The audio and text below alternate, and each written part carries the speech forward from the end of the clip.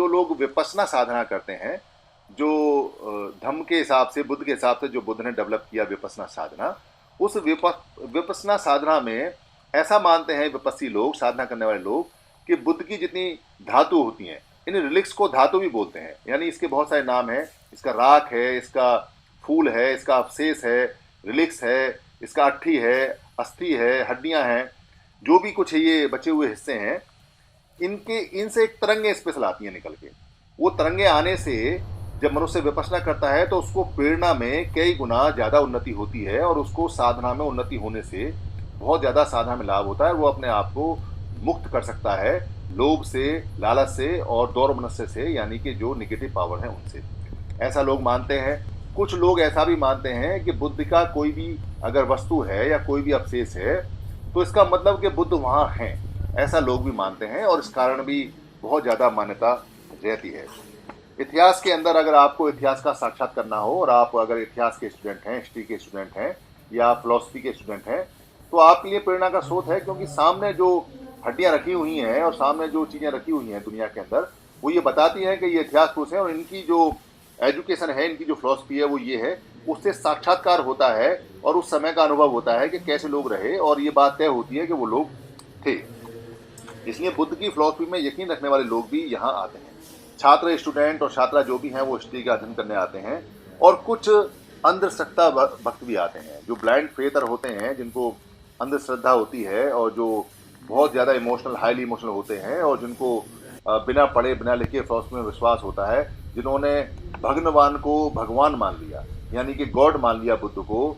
ऐसे भी लोग आते हैं अपनी अंधश्रद्धा भक्त अपनी ग्रेटिट्यूड, आभार प्रकट करने के लिए, और वो पूजा पाठ में बड़े मन से तल्लीन होते हैं, ईश्वर मानते हुए, भगवान मानते हुए, जबकि बुद्ध ने ईश्वर और भगवान का कहीं एक सिंगल जिक्र भी पूरी फिलॉसफी में नहीं किया है। ये बहुत सारे कारण हैं, और इसके अलावा और भी कारण हो सकते हैं जो लोग आते हैं, क्योंकि अवशेष पूरी दुनिया में, चाहे बुद्ध के हों, चाहे महावीर स्वामी के हों, या नानक जी के हों, या मोहम्मद साहब के हों, या ईसा मसीह साहब के हों, या फूले के हों, या साहू जी के हों, या कबीर साहब के हों, या रविदास साहब के हों, या अम्बेडकर जी के हों, जितने भी महापुरुष हैं उनके अवशेष हमेशा प्रेरणा देते हैं। और अवशेषों को देखना हो तो उनकी शिक्षा को देखना चाहिए। ऐसा बताते हैं महापुरुष कि हमारे अवशेषों में कुछ नहीं रखा, हमारी शिक्षाओं में सब कुछ है, हमारी एजुकेशन में सब कुछ है, हमारी फिलॉसफी में सब कुछ है। और इस फिलॉसफी को अगर आप अपने जीवन में उतारेंगे, प्रैक्टिस करेंगे, तभी ये काम करेगी। खाली से पढ़ेंगे, रटेंगे, या लोगों को सुनाएंगे, या लोगों पे इस पे अपना ज्ञान बघारेंगे कि मैं बहुत ज़्यादा फिलॉसफी जानता हूँ, उसका कोई फ़ायदा नहीं है। बुद्ध ने अपने एक धम्म पद में साफ कहा है कि कोई आदमी, कोई भिक्खु, कोई टीचर अगर सारी की सारी फिलॉसफी जानता हो और प्रैक्टिस एक भी ना करे, उससे बेहतर वो है जो सिर्फ एक धम्मपद सूत्र जानता हो और उसको पूरी जीवन भर प्रैक्टिस करे। वो ज़्यादा बड़ा अच्छा होता है, वो संत होता है। रटने से, सुनने से, सुनाने से फिलॉसफी का कोई फ़ायदा नहीं होता।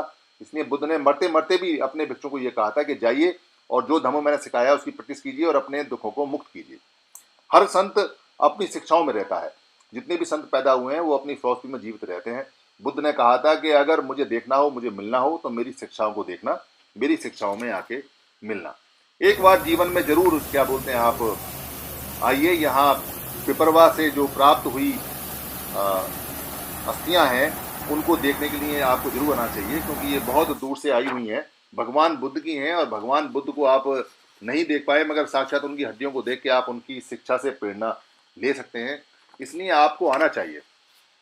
और क्योंकि दिल्ली के अंदर है, तो दिल्ली में कोई भी व्यक्ति अगर बाहर से भी आता है तो वो एयरपोर्ट से उतरे, एयरपोर्ट से मेट्रो ले राजीव चौक पहुंचे, और राजीव चौक से जस्ट 1, 2 और तीसरा स्टॉप ये आता है। तीसरे स्टॉप पे आप उतर जाइए। उद्योग नगर का, उद्योग भवन का स्टॉप है, वहाँ से पैदल का रास्ता 3 मिनट का रास्ता है। सामने ये बिल्डिंग है, 20 रुपये का टिकट है, और आपको भगवान बुद्ध की अस्थियों के दर्शन हो जाएंगे। पार्किंग की पूरी सुविधा है। आप अपनी गाड़ी से आते हैं तो वहाँ पार्किंग भी है। आप मेट्रो से आते हैं तो भी बहुत अच्छा है। आप अगर बस से आते हैं तो बस के नंबर यहाँ जो स्टॉप हैं उसमें दिए हुए हैं। आप किसी भी तरह से आ सकते हैं।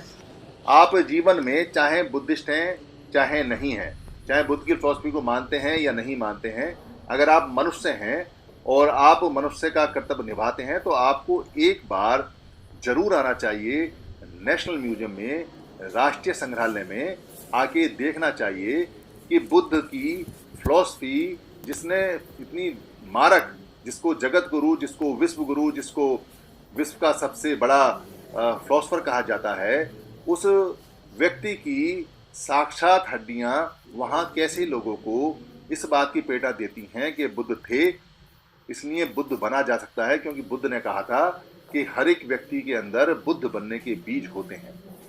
वो अपने बीजों को कैसे डेवलप करता है, वो अपने गुणों को कैसे डेवलप करता है, वो कैसे अपने आप को निखारता है, वो कैसे अपने आप को चमकाता है और कैसे बुद्ध बनाता है, ये उसके व्यवहार के ऊपर है, ये उसके ऊपर है। इसलिए हर व्यक्ति बुद्ध बन सकता है।